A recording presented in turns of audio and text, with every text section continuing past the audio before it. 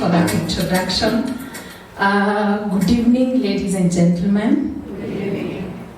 Wow, what a day. To say that I'm happy for Jane is an understatement, because I'm completely elated to be here today to celebrate this milestone. I remember Jane as a little girl in January 2012 when we were joining university, and we're just the way you queue when you join a public university, you know, the way you queue the whole day before even you get a hostel. And I was just there, and she said hi. She was very vibrant, and we share we both have similar personalities, so we clicked very fast. We became best friends for the 4 years that we were in university, and I can tell you what has been said about Jane is so true. She's so passionate about the things that she does.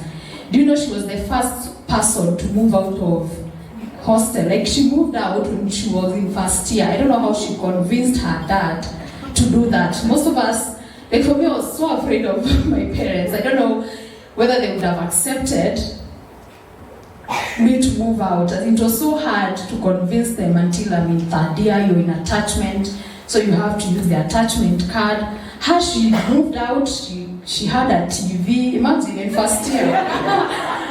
Yeah, and she was so passionate. In class, you could tell. And then we graduate. And then she tells me she's not going to employment. And you know, most of us, when you're released, when you go seeking for knowledge in university, because you've not grown up with an entrepreneurial mind, all you think is employment. So for me, the first safe thing that I ran to was employment, just to secure a check at the end of the month. And because I knew I was good at what I was doing, I knew once I get into an accounting firm or an audit firm, I'll be able to balance those books and I'll be paid at the end of the month. But for Jane calls me and she's like, I'm not going to employment, I'm going to the insurance industry. And I remember the first shocker in my head, I'm like, where would I have managed? I don't know where I would get clients, first of all, yeah? So I moved on, yeah, employment, and her, she's just there doing her thing, being passionate. And then she tells me, I need to start saving. And then I wonder, how am I going to save this money, the little money that I'm being paid? And it's not even enough to pay rent, transport, and even buy me food. I remember I used to call my parents at the middle of the month and just tell them I need money to go to tomorrow, I don't have fare, because it was so little, yeah? So Jane tells me if she even makes an appointment to come to my office, imagine you're employed, you're at entry level, of course, and that time, around 2016, yeah? So she comes to my office and she explains to me the importance of saving, and then she tells me I have to sign an insurance cover then. And you know, when I signed that cover, to be honest, I was not understanding the nitty-gritties of what I was doing. But it was the beginning of a journey, of a saving journey that I started. In as much as at that time I was just doing it, because she's very persistent. I just wanted to get it out of my way. I'm like, if I don't do this, Jane will be on my case. And then she'll tell you, how much are you earning right now? And then when I share it, she's like, oh, now with that money, you can even save, even if you save 2,000, what was being said, even 3,000, you'll be good. And then in my head, yeah, I'm like, if I don't do this, Jane is going to be on a case. So I sign it up. And then just down the road, I'm unable to pay it. Because again, the pay was too little. And then it's like most Kenyans and most people and most young people, you think the only way to get out of such is to look for more money or look for a better paying job. So I knew I had a plan. If I work hard, I get a double pay, I'm going to do well, yeah? So I started applying, because I started my journey in an audit firm. I started applying for the big 4 firms. I knew they'll pay well, so if I get a triple or a double my income, I'll be able to save more. That was my mentality, just like most Kenyans and most people even today. So I got a new job and Jane calls me, she asks me, how much did they give you? Do you know, no job that I've ever done that she's never asked me. She always asks that question. I have to say the truth because she's my friend and she keeps me on my toes. The reason I'm saying this story is because she's very instrumental in my journey. She has been very instrumental in my journey. I chose employment, she chose she chose self-employment, but she has been on my toes and she's kept me moving up to today. So when I joined the prestigious Deloitte and I get like a triple what I was earning then, I was so happy and I thought that is the beginning of financial freedom. I actually thought I have made it. Yeah? I remember calling my parents, I'm like, wait, this is the much they've given me. That time, I thought I had money. And I was thinking, if I don't change my lifestyle, again what Isaiah said about wants and needs, if I don't change my lifestyle, then I'll be able to save this. And let me tell you, that money was not enough. At the end of the month, I would look at my first paycheck and I was so excited. Of course, you now start going to things that you don't even need because you think now you have money. And then you look at what you've saved and it's not enough. And then Jane calls me and she tells me, how much do you have right now? I say, I don't have money. She's like, where do you take your money? And then I look at her, I'm like, do you know the way life is expensive? And you know, imagine, that was 2018, 19. Imagine right now and then, yeah? So I realized that saving and making more money and just looking for double incomes is never going to be enough for me. And with a friend like Jane, who's always very persistent, I had to show that I'm capable of doing more than just putting a little aside and not thinking about doubling this or trying to look for more so that I'm able to make viable investments, something like that, yeah? So here I am. I started implementing most of the things that she used to tell me, just make a budget. I made budgets, but things were not making sense. Because at the end of the month, when you look at what I was putting aside, it was too little. And yet, I had so many plans about how to be successful. I just wanted to make more money. That was my goal, yeah? I wanted to make more money. I wanted to make my parents proud, but I couldn't with what I was putting aside at that time. And then I worked so hard so that I get a promotion to get more money until with the same mentality that if I get a promotion, I'll be able to put more aside and do more with it, yeah? And then when I got this promotion, I realized that it was not still enough. Imagine, I've worked so hard, I tripled my income, and now I got another promotion, and it was not enough. I mean, when you look at my budget and what I was putting aside, I don't know where things, I think the more you make money, the more things start crippling. You hear there's a contribution here, we need to do this, and then I got married. And I thought, when I get married, if I bring my income and my husband brings my income, we'll have two incomes, so we'll have more money. But when we put our finances together, we realize we were not even putting anything significant aside.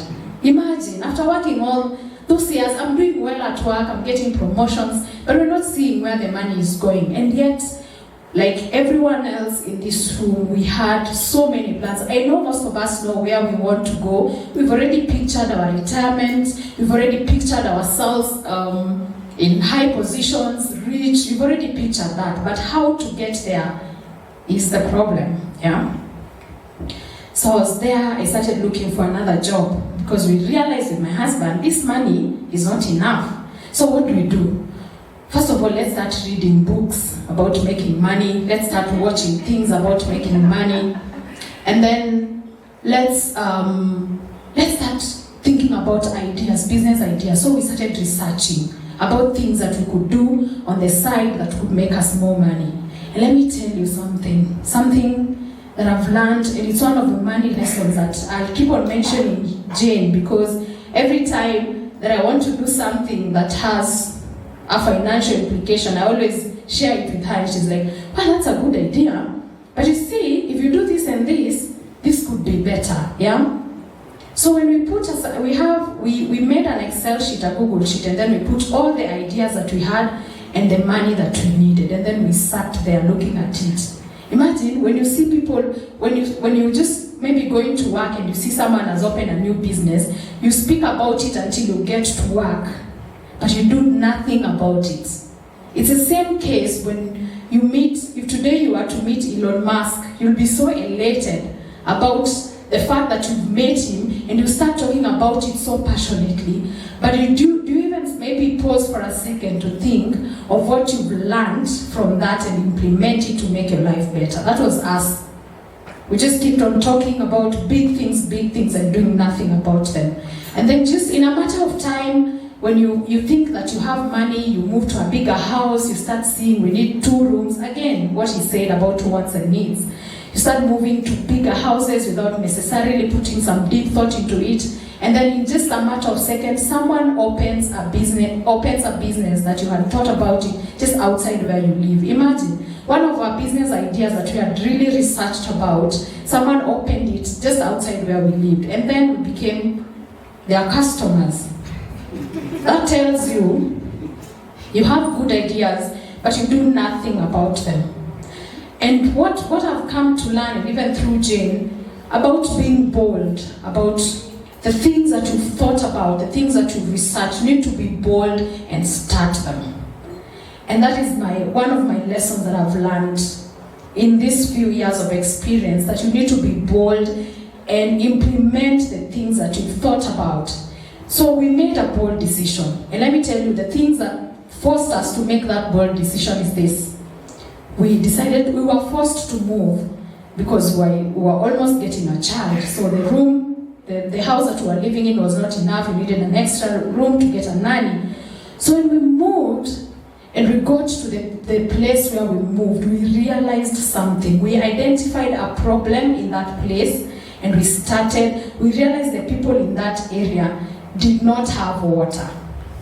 You remember we had so many business ideas, yeah? We packed them, well researched. We've even done, if we need to import material, you already know the importer, you already know the procedures, you already know. But since you're so afraid, and especially it comes when you don't grow up with much. When you don't grow up with much, you tend to be so afraid to make decisions that involve losing money, because you're afraid of going to that place of lack. You're afraid of going to that place where you don't want to lose money. So we kept on holding on to it. But the moment we said, let's do this, we've seen a problem, we don't care where we will get the money to start, let's start. We can't keep on moving back and forth, living paycheck to paycheck, and just waiting on tomorrow. You don't know what tomorrow will be, yeah? So I made a few calls, and I realized that the money that we were putting aside from long time ago had accumulated to something much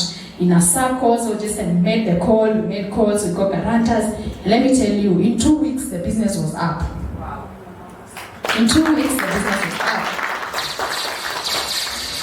And today I'm standing here to tell you about being bold. I mean, in my career, I've looked at how I've grown from the entry level to where I am right now, and it has taken a lot of being bold and even fighting something that we call the imposter syndrome that most ladies in this room understand. Yeah. So I just thought about the way I've risen from where I started to where I am right now, and I say that boldness, I'll start applying it in my personal life and even in my own financial decisions so that I'm able to excel. And I'm happy to report that it has borne some fruit. Yes? Wow. Yes. I think I'm standing between you and food. Just the last 2 points. The other thing is about taking risks. And there's something I learned from my employer just the other day from my boss. I just asked him a question. I asked him, how do I make money? I had 60 seconds to learn to just ask my boss one question, and I asked him, how do I make money? And he taught me something that I feel I should share with you today. Yeah? And he told me, take bigger risks while younger. Take bigger risks while younger. And then make sure by the time you are 40, the income that you're making when you're 40, you have a similar amount from other things that are bringing a similar amount of income, then your retirement will be sorted. And let me tell you, I'll apply my boldness to make sure that by the time I'm 40, that I actually actualize that advice, yeah?